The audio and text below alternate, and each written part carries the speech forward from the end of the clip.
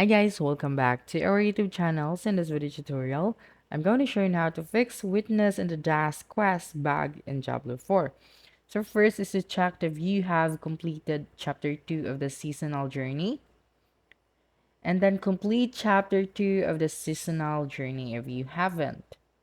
So to complete chapter 2 is you have to reach level 25, upgrade your potion to minor at the alchemist, unlock 8 aspects and codex of power, rescue 5 villagers within the blood harvest, defeat a blood seeker, activate a vampiric power that requires at least 3 packs, add or remove packs from your armor, craft a gem at the jeweler, complete 8 cellars, conquer a stronghold, and then complete whispers.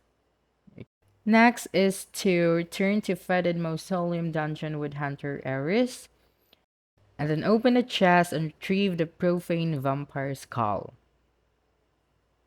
And then continue with the witness in the Das questline. And that's it.